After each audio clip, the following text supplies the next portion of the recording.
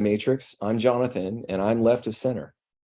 And I'm Rich, and I tend to lean a little bit more to the right. But the bottom line is together we try to look for the balance of what it means to be human in today's world. All right, let's get started, everyone. Welcome to Living in the Matrix. I'm Jonathan. This is my co-host, Rich. Say hello, Rich. Hey, everybody. Great to be back, and great to have Cleburn back again. I think this is our third time together, Cleburn, if I'm not mistaken, right?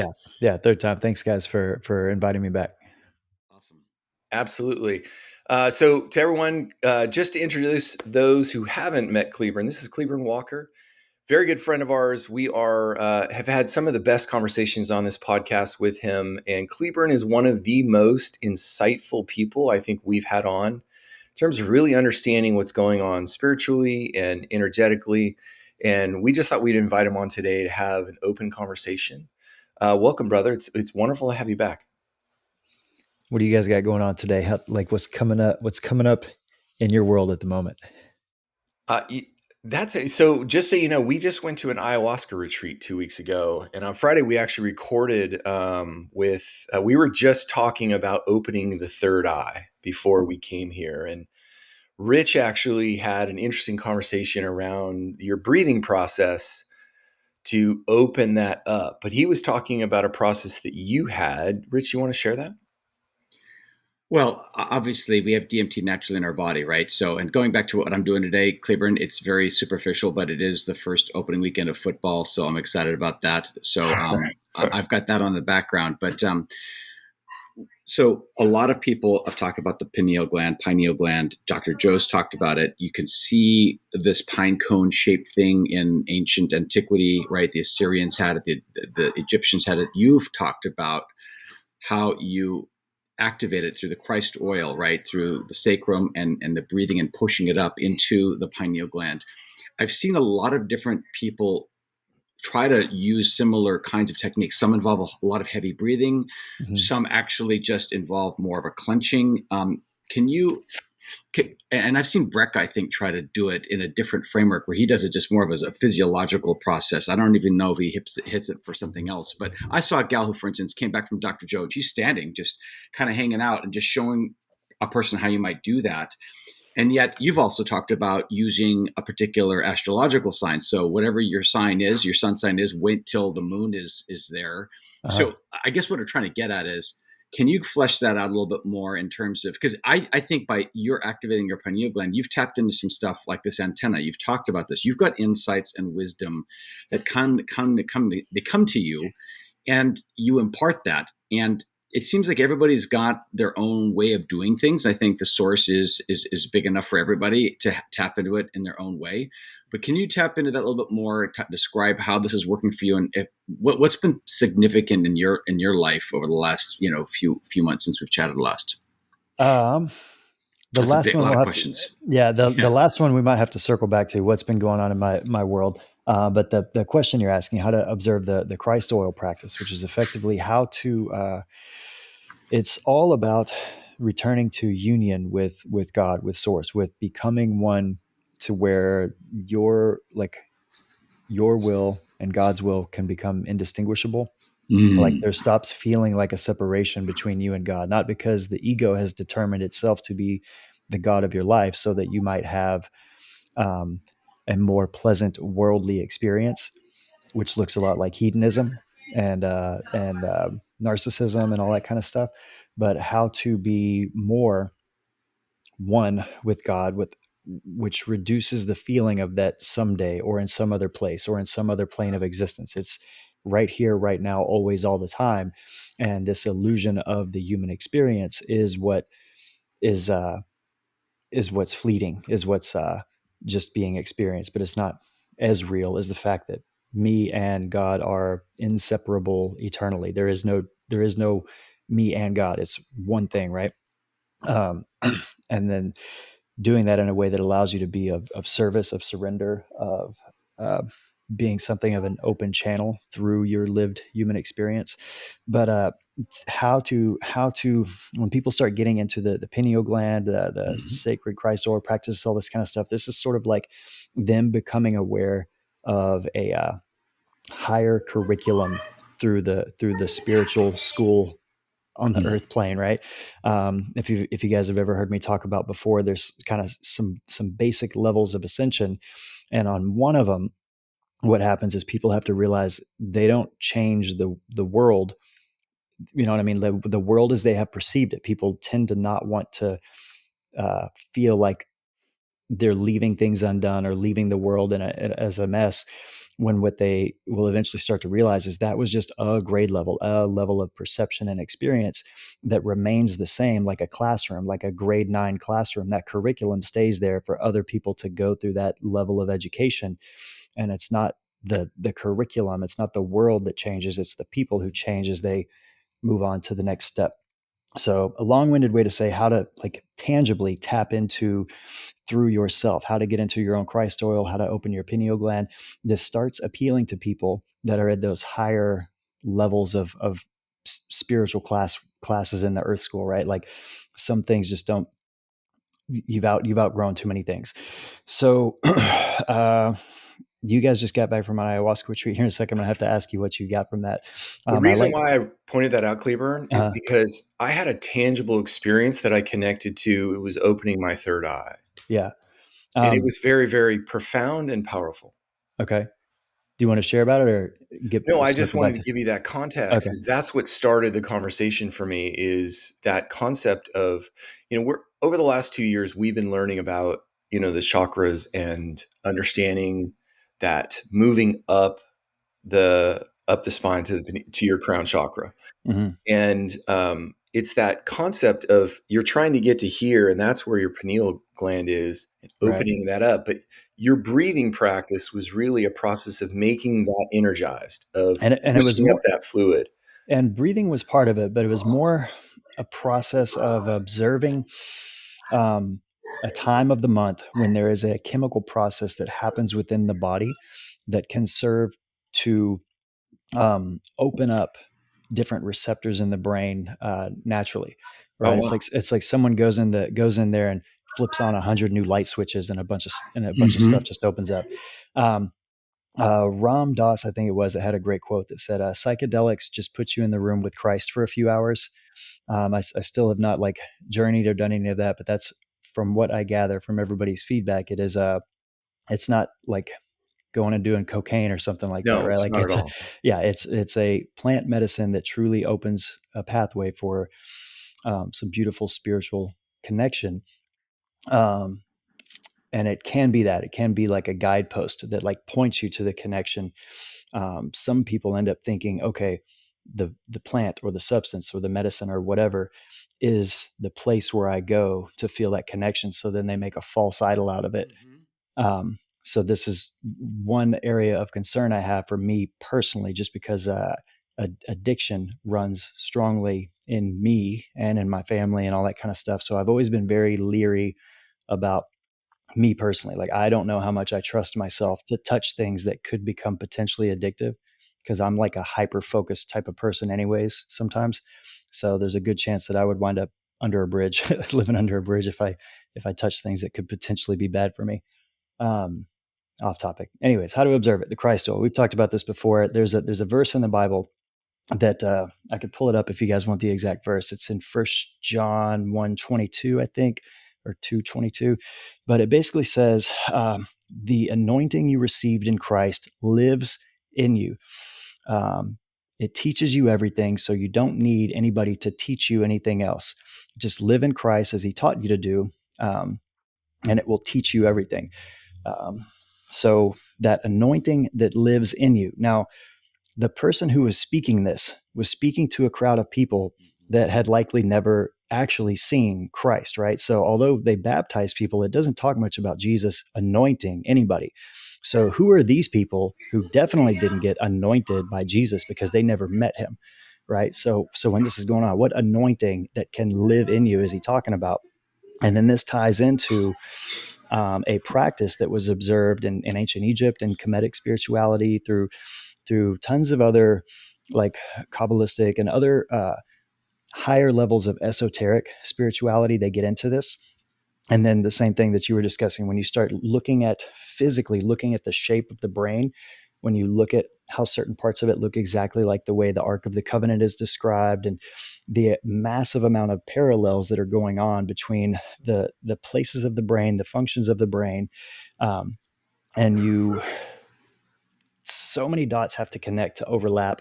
It's like that part in Iron Man in the first one where he's in the cave and he's secretly building the Iron Man suit when they want him to build a missile, and he's got all of his blueprints laying there, and the guy's like, "You want to show me what you're building?" And he's like, "Flatten them out and look." And when he flattened all the papers out, then he could Mm-hmm. see.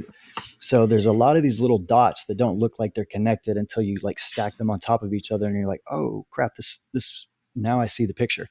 So effectively, the human vessel is real through which we can experience, but it's not real in the sense that our consciousness, our soul, is existing in eternity, and it is not subject to whatever happens in the world. Right? The body is temporary, the soul is not, to put it simply. So Mhm. what's going on here is only real for the sake of experience and for a very short while, but it's not real in the sense that where we reside before we got here and after we leave here. So, how to tap into that stuff naturally through your own body? This process that where your brain secretes a chemical from around the pineal, from the claustrum, which is near there. It secretes a process that moves through the pineal and the pituitary gland.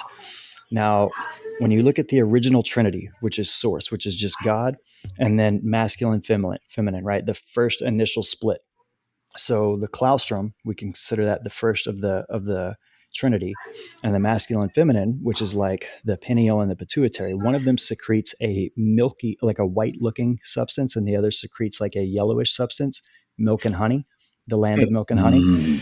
Okay, and also at Do this we know plane, what those substances are, Cleaver?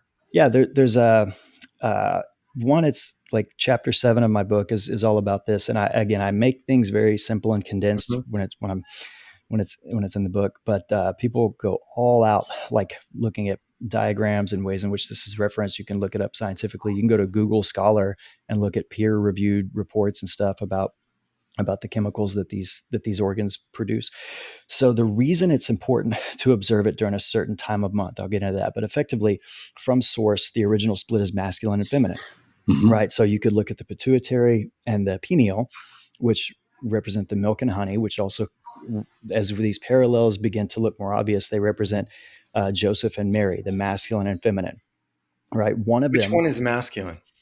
I believe, which one is the honey? I think it's the pituitary gland is the yellow one, and the pineal gland is the Feminine. white, the feminine Yeah. one. That makes sense to me. But I might have those backwards because No, that I'm makes not sense. I'm not fully caffeinated yet today. But from there, from those, the reason it has to sort of diffuse and eventually come back up into one. This is the parallel of our spiritual journey, anyways, right? Like everything is the one that separated itself into the all to experience the joy of becoming the one again, right?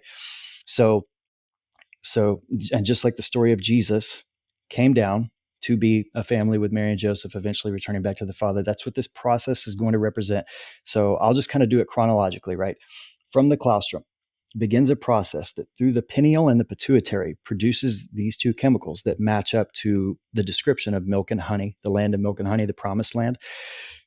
That chemical creates an oil that secretes through the brain. Now, this is like the Christ. This is why they call it the Christ oil, because the journey that it goes through is similar to the journey of Christ. It flows down your spinal cord, of which there are 33 vertebrae. Hmm. Christ lived for 33 years, right? Once it goes all the way down into the sacrum, into the root chakra, down into the lowest part of your spine, from there, it begins making its way back up the spine. Now, this entire process is a 2.5 day process. Okay. How long was Christ in the tomb? 3 days, 2.5 days, Right. whatever. And where was he crucified? On Golgotha, On which the means hill, place of the skull. place of the skull. Okay. So as it goes down and as this chemical begins to rise again up through your 33 vertebrae, as it passes along, it begins opening up extra nerve receptors along the spine. So the spatial awareness within the body to not just feel everything that's going on in your body, because there are trillions of cells within our body at all times, right? From the moment we're born, we are withholding life and death within us. Our bodies have a decay rate, they have a growth rate. Cells are being duplicated and dying and being born, right? Like we are living and dying simultaneously the whole time we're in this body. And within us is life and death at the cellular level. There is autonomous function taking place within us. There is a universe of existence, of life, right? Of cells that are making their own choices to attack white blood cells, to move nutrients, to carry chemicals. All this stuff is happening without our awareness. So increasing these nerve endings allows our spatial awareness to get a better feel for what's going on within the universe of which we are the god of at this little parallel level, right? And from there, it will allow you to physically feel outside of your body, our electromagnetic field that we produce. You could call it the aura, but science Mm-hmm. refers to it as an electromagnetic field, which scientifically we produce a That's the field. toroidal field. Yeah, Yeah. there's this is one of those areas, right, where quantum science like shakes hands with spirituality, and they're sort of Hmm. talking about the same thing. Yes. And now our technology has ways to like validate it in a way that a logical mind can say, oh, well, that makes sense, and the spiritual mind will say, yeah, that's what people have been saying since the dawn of time, right? So the connection is now able to be observed without needing much faith. You can see these things more plainly.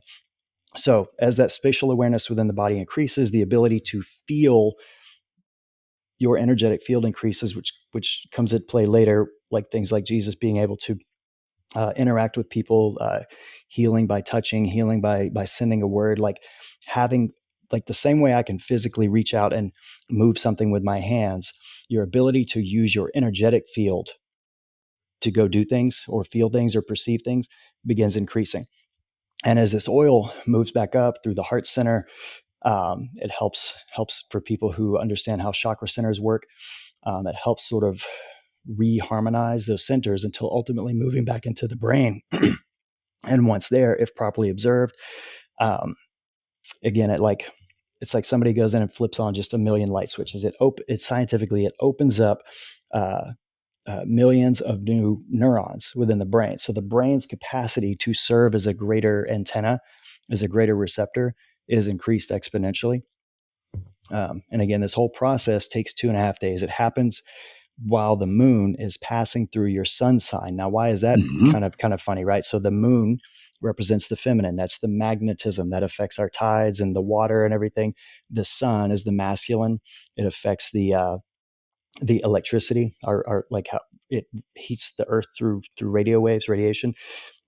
It's the 24-hour daily schedule like a man. The moon is like the 28 day monthly cycle like a woman that goes through its phases. So these two things are required to take place, which is why during each month, that's why it's important. Your sun sign, when the moon, whatever phase it's in, it can be waning, crescent, descending, waxing, Waxing, right? full, whatever. It doesn't matter what phase the moon is in, but when it's passing through your sun sign every month, that's when your inner alchemical masculine and feminine is able to produce that new seed, that new Christ oil, that if observed properly can go through its life cycle of its 33 years, go up and down its 33 vertebrae, to effectively be, and then people go further into this as far as like the descent into hell, which is sort of like the story of where Christ was while he was in the tomb, to go conquer death and then ascend to eternal life. Um, and then here in a minute, I want to circle back to this about how the 40 days thing works, how that was such a prevalent thing throughout the Bible. But Purgation, purification. Yeah. yeah, but for this part, anyways, this is again, it's in chapter 7 of my book, and it's easily YouTubeable, Googleable, science researchable, all this kind of stuff. That there's a Yeah. physical chemical process that happens in the body. The first time I ever heard about this was Jim Carrey. I saw like a little No, I YouTube. saw that. I was going to Yeah, ask you about that. It's the yeah, Santa Claus effect. yeah. And that's another one where there are so many stories that overlap. Where you're like, okay, Mhm. well, so that's another one, like the path back home, right? Like the map back to home. works for anybody. Like the Easter eggs are spread out everywhere. So no matter where you start and what resonates with you, you can start seeing these little Easter eggs that point you in a certain direction. And eventually you can see the same Easter eggs in all these other spaces. So then you're like, okay, well, that is like a common denominator. That is a truth that's just being told in this different setting or this different language or this different mythological, story or whatever. But they all start to sack together. And yeah, Jim Carrey was the first time I heard it. It was like a 1 minute long YouTube short, and I was like, what? And then then I just all of a sudden my algorithm decided to cram that down my face. Like everything I looked at was that topic. And then when I looked into it more, I was like, okay, this isn't just some nonsense. And then I began practicing it over a little over a year ago, and that seemed to greatly expedite the rate at which Cleburn was able to step aside more and just open up more to be in flow, to be of service, I guess. Uh, So, Cleveland, let me ask you this: from what did that feel like? In other words, what does that experience as you're going through it feel like? And what you talk about being able to be more in flow, but what was that like? um, so the monthly experience. So I started doing this over a year ago. I fast, except for last month I didn't, but almost every single month I do a 3-day water fast. This month I Mhm. did, which just ended yesterday morning. Um, but what it feels like is a lot. It's different every month. It took about 6 months of practicing at it and getting a feel for what sort of thoughts were going through my mind, what sort of ways in which I was wrestling with myself, or asking like, what are you doing? Why are you, like going back and forth of which voices in my head I'm hearing and which ones are which and all that kind of stuff. And anyways, yeah, it took about 6 months to really feel it, to really physically feel it kick in. Thank you. Um, It's taken me three. I've not felt anything yet. I'm just yeah, going through the motions, trying to do my best. so that's part of it. Going through the motions is sort of part of it, especially like if you're fasting or definitely like abstaining from sex in all ways, even mentally and stuff like that. Like putting putting energies aside that tether you to the flesh experience as much as possible, right? Like we have lives, we have to show up to our responsibilities. I've got to, we've got work and kids and stuff. But as much as you could effectively just stop being all the things you have been in the habit of being and leave a ton of space to say, in this space I invite the Holy Spirit, invite God, invite however you want to see it.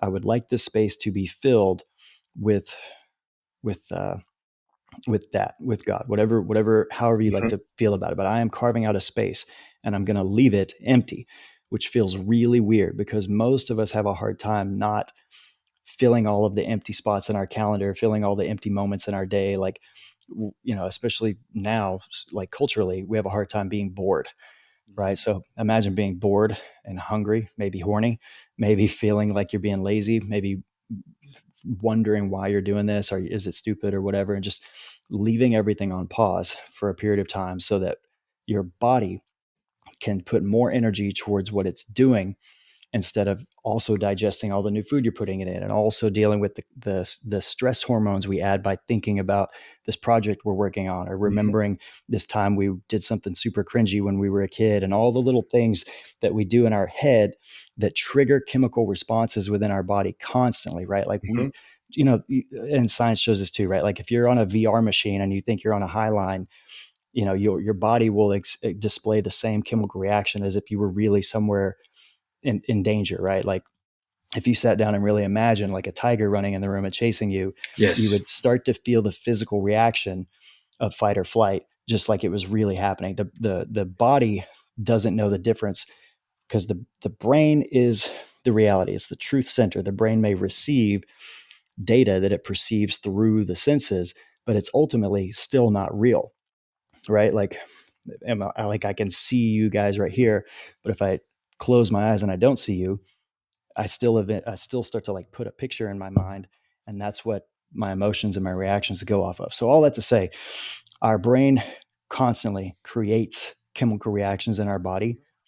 So how can we stop that? How can you pause that long enough to let everything truly like settle and leave a space for the Holy Spirit to come in and like do like a factory reset almost, right? Like turn it off and back on sort of thing. And that takes practice to leave a space for no reason other than just to leave a space. And then have no expectations for what's going to come from it or when's going to come from it. Now, that being said, especially for the first handful of months, it's pretty important to start and end with the meditation. In the first one, to start with the meditation that is sort of opening this 3-day holy period, this ceremony, with an intention, Okay. whatever it is, totally personal to you, whatever your intention is, right? Like, I hope by the end of this, I figure out how to make $1 million. I hope by the end of this, I figure out how to know your will more clearly, Father. Somebody who's like super, in that space may look at it, right? Like, whatever your intention is, I don't know what my intention is. I just know I want to grow closer to the divine, and I believe this is a path through which that can happen. Whatever the intention is, I want to find a spouse, whatever. I want my child to heal who's battling a terrible sickness, right? Like, give it up. And then from that moment on, literally don't think about it again. Don't think about it. Mm. Because every time we think about something, we're checking in on it, which is looking for confirmation, which is saying, I really don't know yet until I Hmm. see proof, You're which is reinforcing the doubt. Yeah. we're reinforcing the doubt every time we check in on it, right? Like, at no point, that I always draw back to Jesus as like the ultimate example of the highest form of oneness with God while here on the earth, right? Because that's the whole point of that story. And it's, for people who don't like that, they can find that exact same story told throughout centuries in other religions. But we live in the Christ timeline right now. Just look at our calendar. Like, we live in the age of the Christ consciousness timeline. So that's the centerpiece for which we can all draw back to and see like an ineffable template through which to follow. But at no point did he like say a prayer and ask for somebody to be healed and then be like, look around and be like, is it going to work? And then when they did it, and then when they woke up, was he like, yes, totally worked, and like cheer about it and act all pumped up, right? It was just like, he didn't he didn't ask for it. He didn't wait to see if it was going to happen. He commanded it. So that's sort of like what this is when we're starting your meditations and opening with an intention. We're not at a place yet to be able to command your material world to change instantly. The reason for that is because if you could do that, or if you did do that, it would make you think you were crazy. If right now, if you looked at your lamp and said, turn into a bottle, and it did it, you wouldn't think, of course that's what would happen. I'm a master of my reality. You would think, holy shit, what else have I been missing? What does this mean? That the scope of what you had previously perceived to be real would be so busted wide open. We would be like Peter on the water who sinks. We were doing it for a minute, and then we look around and be like, this is information overload, and we go back to what we felt was the way things should work, right? So this process speeds up the rate at which you can accept how malleable your experience of reality can be. Um, so again, starting with an opening intention, setting your intention, and then don't think about it again. Even when it tries to pop up, just shut it down. Don't argue with yourself. Don't look in on it. Don't look for validation or wrestle with the fact of, am I worthy of it? Am I guilty of anything that would make this not happen? Is it selfish? Is it righteous? None of that shit. Just set the intention in the meditation, done.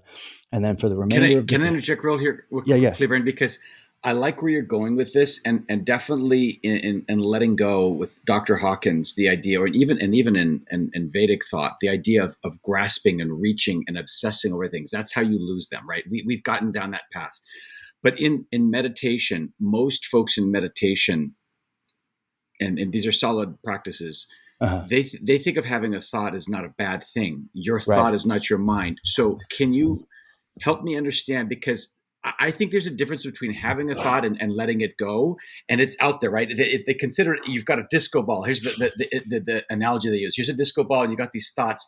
Let them like pretend they're snowflakes, so they go to the ground. So you don't give them Uh-huh. any power. But there's a big difference between lusting or obsessing over that intention and Right. just and it dwelling in your mind versus like it's there, but I shouldn't beat myself up because it pops up. I just let it kind of go away. I mean, how do you get to that point? Do you understand where I'm coming with this? Because Yeah. in meditation, people are like, don't let your thoughts kill you because that's not who you are. In Uh-huh. fact, acknowledge the thoughts. Like there's a meditation where you've just got them sitting out there and they're just kind of swimming around out there and you're not dwelling on them. They're just, okay, yep, there's that, there's some anger there, there's some fear, there's some trepidation, and you've got it kind of floating around. But do you understand where I'm going with this? I'm just trying to figure out how you can get to that space of that even the thought of it is not even there. Like even in like almost if you could say that this thought is, I'm not freaking out about it. I'm Hmm. not giving it any weight, but it just popped up. Right. And you see what I'm saying? Yep, totally. So, yeah, not forming an attachment to thoughts as they come up, observing them, maybe even seeing if there's something they need you to see, that there's something those thoughts need to tell you or reveal to you. And then sort of, yeah, like you said, letting them pass, letting them go, bringing your awareness just back to the stillness you're in or whatever. But what I'm saying is for that opening ceremony at the beginning of this 3 day Christ oil practice, as you set your intention after the meditation's over for the remainder of the 2 or 3 days, 3 days. yeah, don't like in your conscious moving about waking daily life, don't let your like your intellect, don't let our thinking mind draw back to it, don't let it become a focal point for these 3 days. It was said, it was dropped off in the astral, it was laid at God's lap, and then leave it there. um, and then during these 3 days, there's, if somebody's fasting, if they're abstaining from different things, if they're observing extra cold plunges or saunas or um, you know whatever salt baths or different types of meditations throughout the day, doing breath work, doing yoga, whatever they're going to do that they feel like they're prioritizing their connection to spirituality during this time. And then at the end, at the end of it, when the moon is about to pass through your to exit your sign, 10 or 15 minutes before, sit into a meditation long enough to where you'll kind of be in that theta state, where you'll be in that relaxed, settled state. And then just from that point, be open to receive whatever it is. Towards the tail end of it, yes, breathe intentionally. There's a couple of practices you can do to add pressure to the pineal gland that help to declassify it or decalcify it or activate. Decalcify. Yeah. Yeah, or activate it. You Once you feel it really kick in, I don't know that you need to do it anymore after that, but it takes a few months of getting a personal feel for it. There's all kinds of little tactics, all kinds of little ways you can do it, but it's meant to be a personal experience, right? Just like a workout program, I guess. Like somebody could give you an outline of a routine that's a good idea, but you're going to go in and eventually figure out different little nuances of how your body likes to move, how you like to set your pace as you go through it, and all this kind of stuff. And it's a template is meant to get you started, but it's ultimately meant to be something that's personal and for you and only you, right? And that's kind of how this practice is. As far as after you've done this a few times, how to meditate in that space where you're not attached to your thoughts. So the same way I was talking about the way that the body within it has so many different functions happening that we don't think about. Like when I meditate, and chapter 3 in my book starts with a somatic meditation of sitting into the body in a way where you realize you, whatever you identify, however you think that the I am part of you is a consciousness that's in the body that has its own consciousness, right? You can sit and observe your breath. Your body will breathe for you. Your cells going all through your body are repairing things and healing things and keeping things running for you so that you might experience through the body's five senses. So I'm in the body, I'm one with the body, but I'm clearly not the body. Just like I'm Of in God, I'm course. one with God, but I'm not God, right? I might be a child, but I'm not the father from this level of perception. Um, so it's similar. So sitting into the body and gaining greater awareness of the body and how you are tethered to its senses and its functions, but it's not totally you, um, will start to make it easier to feel yourself as one with the divine, like as one.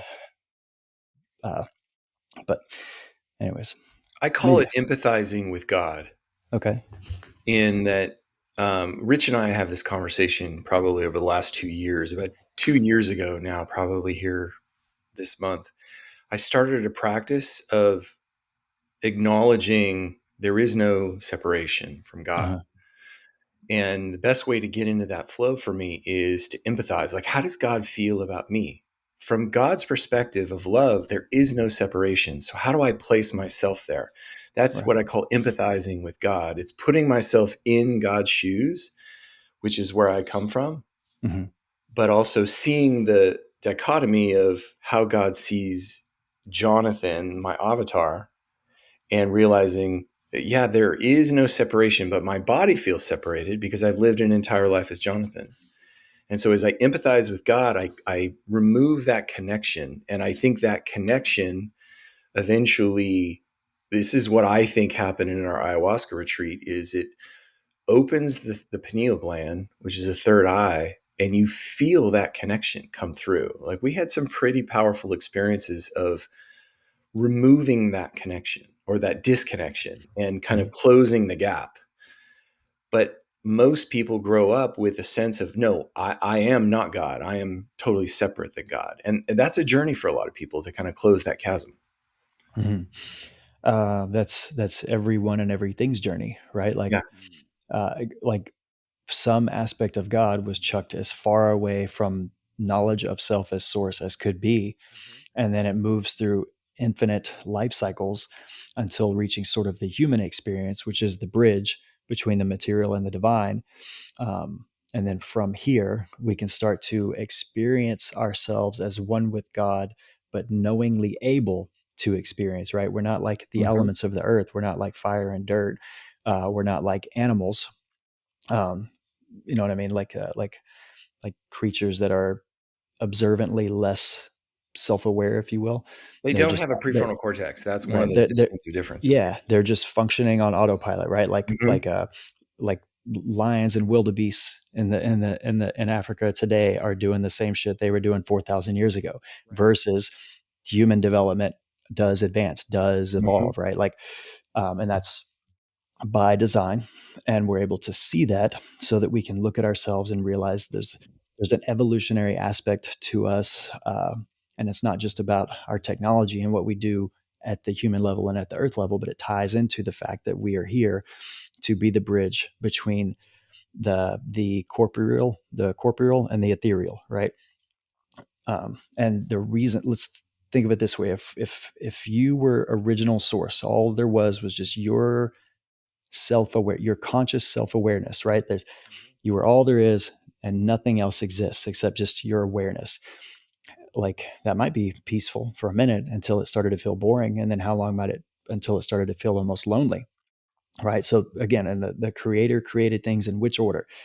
Like a big mush of things formed into an order, formed into what we know as the loading dock, right? Like the stage was set, all the plants, animals, the earth, the waters, everything kind of in a certain order, from broader to finer. And then the final thing of creation was humanity. And then through our experience in earth, through our ability to experience duality, the tree of the knowledge of good and evil, so that we may be as gods. So as we are dropped off in this classroom, where from that point, God only kind of interjects every once in a while when there needed to be a big course correct. From that Yes, of point, course. yeah. So from that point, as you notice, the consciousness of mankind offers the ability to stay the same, to fall into degradation, to funnel up. It's always there across what we currently observe as a timeline. The same themes for human possibility have always and seem to always exist. Like, you can make of life whatever you want to from a spiritual, conscious character level. Um, and then from there, as people choose to lean more into their evolution, to deny their baser instincts, to deny their physical impulses, their desire to like be hateful, to be violent, to be, you know, impulsively lustful, all these sort of things, to give into vices, as people choose to move through right action in the world, through good character, through these applications that lend themselves to spiritual maturity. Eventually people get to that point where they transcend the human experience, much like Christ did when he left and was not just a human anymore, right? People couldn't touch him the same. And he mentioned when you are in heaven, people won't be married like they are on earth. They'll be like the angels of heaven, which is existing in a different level than just base physical union. People will have that sort of inner harmony of masculine and feminine, that inner Yes. androgyny, It's the two where shall become one. yeah, Yeah. Right. and each individual will be not in need of a Hmm. companion, because it's no longer about procreation. It's about existing at a different level, so that, imagine the creator creates all these things, creates all these animals, all this stuff. That's great. Now, what do I have? Well, if I make some children, eventually they may grow up and be like an equal. So then I won't be alone. Is like the most layman's way to kind of dumb down that concept. So, as humanity is the bridge between the corporeal and ethereal, we reach before getting all the way back into total oneness, where there is literally nothing else except the one. At those higher levels, there's a community of very, I don't like the word enlightened, but very evolved expressions of consciousness that can exist in a sense of community, that allows for that fulfillment of connection that we are all born with, right? Like Hmm. that, we're all born with this desire for connection. God saw that it wasn't good for the man to be alone, so he made a helpmate, right? Like this the best that I can feel is that this all also stemmed from God desiring companionship, Of right? course. To a degree. So how can you have a companion with somebody that can't see you on your level, that can't speak your language, that can't understand what you understand, right? Like I can tell some jokes and have some laughs with my kids when they're 3, but I can't have the same conversations with them that we can have, right? I can't have the same conversations with somebody that maybe you guys and your spouse can have the best conversations, right? Because you are able to connect in every level, on every way, and have no need to hide anything because you've seen everything, right? So, an entire society of people that have collectively absorbed all of the possibilities that can be experienced at the human level. So, moving to that place where they're able to perceive telepathically, to heal instantly, to be able to be seen telepathically because they have nothing to hide or be embarrassed of, or to feel a need to coerce an outcome through manipulation or anything like that. They're just totally able to be seen, right? Like, now imagine Christ. He's like, look, you guys at this level are just going to crucify me, and I'm not even going to fight you over it. But where I'm going from here, the people that will be with me will behave, will be operating much differently. They will be like I am. They will not be like I hope we could all be here. I don't change you. I hold true to my nature, which takes me somewhere else. And eventually, everybody kind of makes their way there also. And then at that place, there's this community that is much more godlike, much more Christ-like, and existing in a very uh, fulfilled manner of connection, um, before kind of finishing those final levels back into oneness with Source. Well, I think that's the thing that of the to me, one of the most important things I realized this year is the Garden of Eden is not just about the tree of knowledge. It's also about the duality split between masculine and feminine. And each Mm-hmm. human being lives in one of those frames as a Mm-hmm. dominant pattern. I'm either dominant masculine or dominant feminine. And Christ consciousness is the merging of the two. Yeah. It's coming into It's terms with, balance. Yeah. yes, that's what we've talked about a lot this year, Rich, and I think that's what we're experiencing right now. Right. I think the masculine has waged war for 6,000 years around that time. And we're now shifting into a reality that, hey, it's got to be balanced. And we've got social media. So everybody's having millions of conversations around it of Mm-hmm. what it means to be masculine and feminine. And Christ consciousness is coming along and saying, well, guess what, people? It's both. You are meant to have both Yeah. in balance. Yeah. And I think that's where we're at.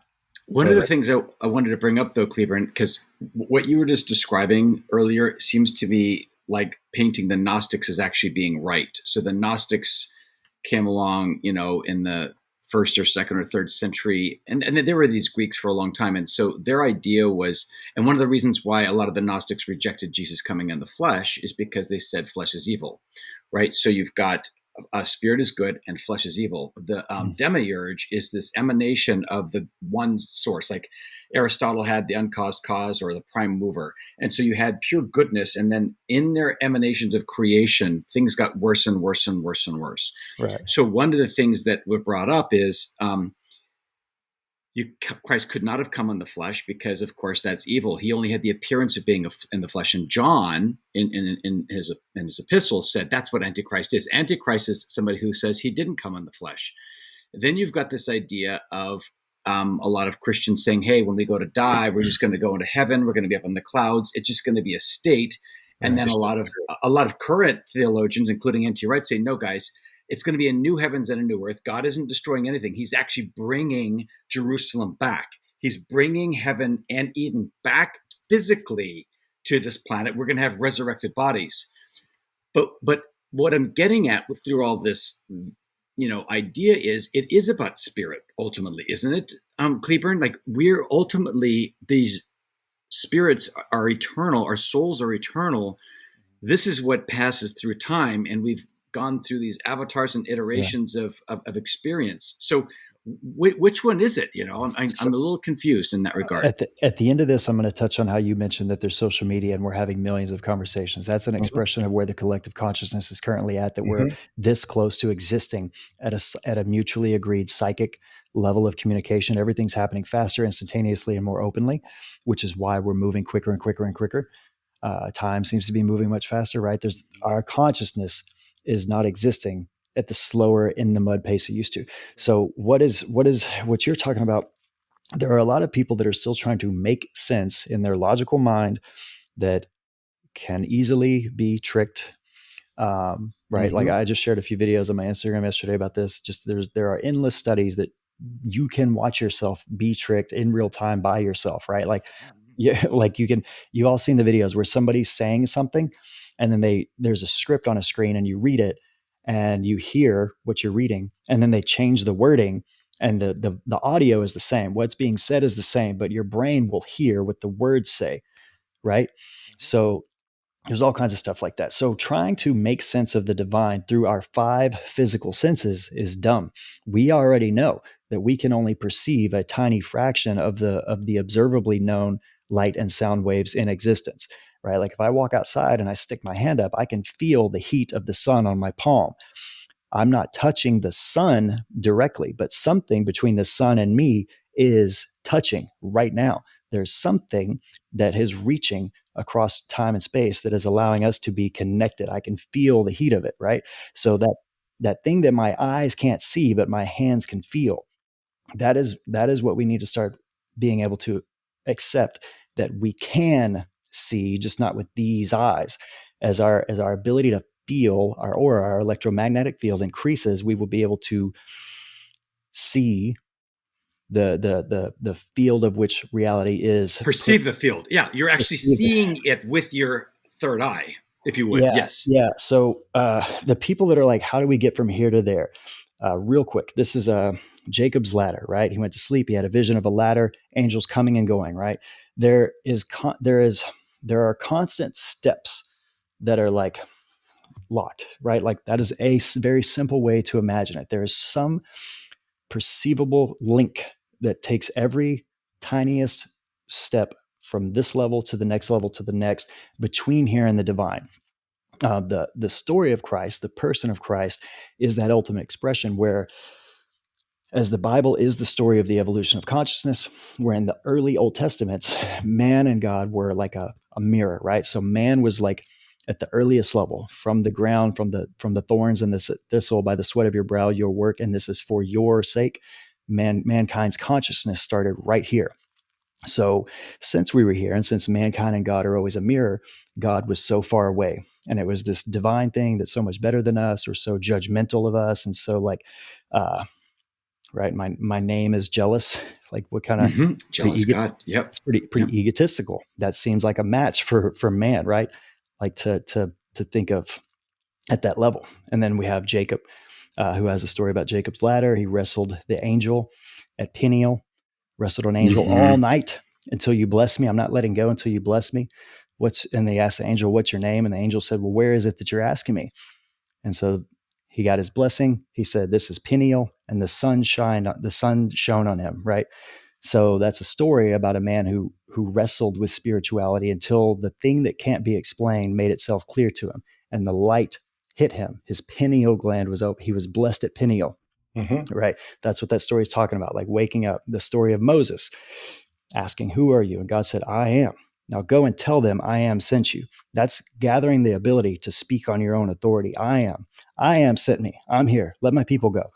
There's a whole other story about the crossing of the desert. Won't get into that one. But effectively, Christ is that point, whereas mankind was here and God was here. And Abraham's like, God's telling me I got to sacrifice my son. He's playing these games with me just to see how loyal I am, but I am. And as mankind was moving up, now it's like, you know what? That was my dad. I'm going to wrestle with an angel. You give me a blessing, right? And then there's Moses. It's like, I don't know what's going on, but I am going to free my people. And as that happens, how does God's behavior change? It keeps getting closer and closer to man, more compassionate, more willing, until they meet in Jesus. And then it becomes hard to tell which is which. Is he a man or is he God? Right. And then from that point, what is God's involvement with humanity for the whole rest of the time after Jesus came? God was like, this was the example. This is where we become one.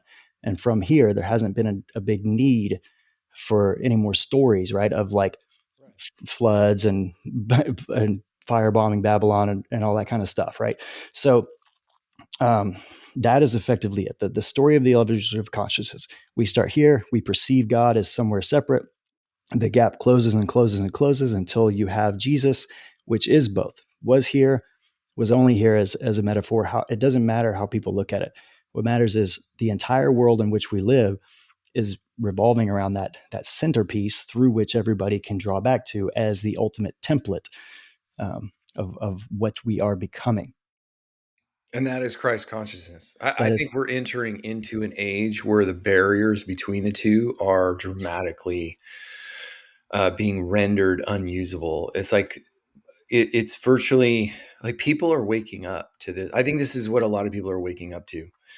Cleburn, you are always one of our most fascinating guests. I appreciate you so much for coming on with us today. Uh, And Rich, thanks for being here too. I know you were feeling a little sick. yeah. Um, I, again, you always have an open spot here, brother, because I think you're one of the few voices that I see consistently going back to love and truth, but mixed with a really deep understanding of science and how the body works. And I appreciate having you on because you have such a deep sense of connectivity to these ideas. So thank you for joining us. Yeah, thanks, and guys. Cleburne, also just thank you for the additional edification. I didn't try any fasting prior. By the way, my times have shifted. I used to be in the early part of the month back in, let's say, July, and then all of a sudden in August it moved to like the 22nd. So Right. it's really weird. I'm like, what's up with that? I got to wait I, longer. So yeah, our calendar doesn't follow the moon like previous cultures in history. Like the ancient Hebrews were a moon culture, right? of Like that. course, That's what, like their time Sabbath was sundown to exactly. sundown because their day started at sundown, right? They were a moon culture and all this stuff.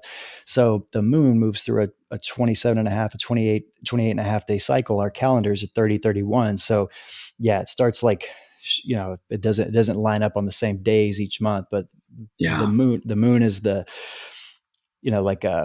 calendars and the clock we made up. And if God has such a thing as a clock and a calendar, it would be the stars and the moon, which in Genesis 1 chapter 1 verse 11, God said, let there be lights in the firmament for signs and for seasons and for years, and to divide the day from the night, but for signs, right? How uh, the uh, Magi.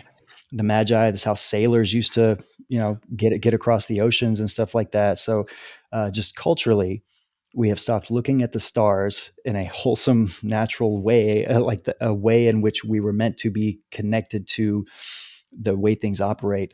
It's not because we've lost our way, but like like you said, right now we're having conversations at such an exponential, like the rate at which we're shifting is about to be like almost instant. The first time we talked, I mentioned that 6 months from now, the way in which you experience world, the things that are of importance to you or whatever, won't look anything like it did at that point.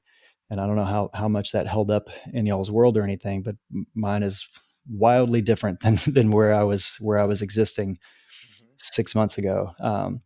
The pace at which time just seems to fly by stopped making sense in like 2019, I guess. Uh, it's just zooming right by at this point. How's it already almost 2025? But I know it has done that. Yeah, but I think everybody's in a pregnant pause right now, waiting for something. I think everybody's like, something's got to change. I can't believe you It just does said feel like that.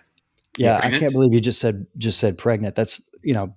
but again, that's like so you remember how the first time we chatted, we were talking about how the word matrix literally comes from the Bible, and it means womb. Hmm. And if you think about that, when we were in our mother's womb forming, taking shape, once we reach maximum capacity for that womb, we have to come out, right? When our head starts poking through, we call that crowning. Crowning. Now in Christianity, we call it being born again. In Eastern religions, once your crown chakra opens, that's the same thing. So when you are Hmm. born again is the same as when your crown chakra opens. Crowning, crown, right? That's kind of what's happening. So in this womb that we've been in, this womb of the human experience, many of us have reached term. We are at term. We are crowning, right? Like we're birthing into another level of experience, and it's many people all at once. This is the second coming of Christ, the coming on the clouds, which was the colloquialism that was a military term that meant when you're on guard at a city wall and you saw people invading, if there was a bunch of them and they were coming fast, they would kick up a lot of dust.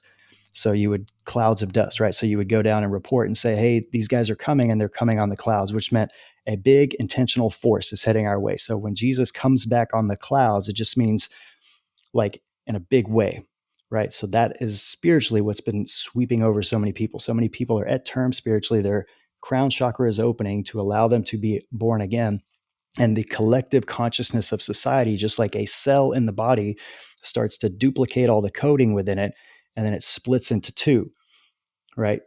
So sometimes it's an exact duplicate and then one dies and the other lives. Sometimes, like in the womb, one cells they form and they split, and then one starts to become part of a bone and one starts to become part of a muscle, right? They become a different thing. So the collective consciousness of society right now is truly doing that, where a lot of us are existing in this space where we are existing, where the things that are important and of value to us is this way. And there's going to be a whole other little pocket that just we don't perceive where they go, what they do, how that works. Yeah, this is a very strange time to be alive. It's one of the richest, most interesting times to be alive. I think we are in. I've told Rich this. I think we are in an apocalypse, and I think the apocalypse is the unveiling.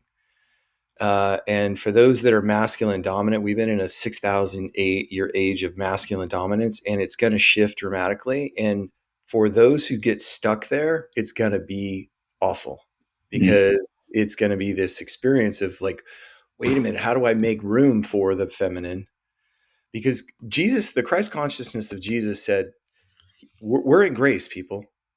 Like, stop worrying about it. We're in grace. There is this thing called grace, Yeah. but it's taken us really 2,000 years for the church to kind of acknowledge grace. Like Hmm. I grew up and that shift is almost like a call bullshit and say, okay, people, it we need to be about grace because that's what empowers the Christ consciousness. And I think it's Yeah. just showing up all over the place where people like what's going on in Israel, which always captures my attention. Uh-huh. Just even in the United States, which is sort of the dominant masculine kind of idea, it's crumbling in a really interesting way. So Yeah. the matrix is fine. It's dying. It is. Yeah. Yeah. Yeah, it's dying. Cleburn, you are always an amazing guest. I appreciate you, brother. Thank you for coming here today. Rich, any final words? No, I'm good with that last bit. Of just about the details behind things. The fasting and the intentionality at the beginning is going to be a new one for me. So I'm hoping to dive into it this month. Cleve, I really appreciate how practical, how tapped in you are spiritually, but at the same time, how practical I think you want to make this in your book. I can just tell the intentionality that you're giving it is to say there's a lot of crazy ephemeral stuff. That is a lot of research. You've talked about thousands of years of different things, of practices, but Yeah. you're bringing that to something that Yeah. can be useful. And I People love can, where you're yeah, going. Yeah. it's because people can like spend their whole life, becoming archaeologists and historians and all this stuff and trying to intellectualize their way to God. But we've already we can establish in 2 minutes that the brain can't be trusted anyways. So how do you really connect with God? We got to shut up and just sit still. So that's it. Anytime I see a door opening, it starts pointing to a lot of evidence that gives my brain permission. Some people are like, oh, there's some evidence. I need to study further. But how long do you have to go until you say, okay, wait a minute, I've seen enough that confirms I can touch, I can be in the embrace of God right now. Mm-hmm. How do I do that? That's it. So it's an inward, it's a process of going inward to stop looking out at the hologram and start moving inward into that connection of oneness with the great I am. Mm, That's what it's really all I about. love it. Yeah. Cleburn Awesome, sir. Walker, people. He's always one of our most fascinating guests. I love it. To all of our listeners out there, this has been another wonderful episode of Living in the Matrix. We always talk about really important subjects. That's the thing that I love about our podcast the most. Cleburn, thank you. Rich, it's good to see you, brother. To all of our listeners, please comment and let us know. Reach out. We'd love to hear from you. And follow us on Instagram, Living in the Matrix. It's the weekend here. This is a special episode on Sunday. Cleburn, thank you. And to everybody out there, much love, people.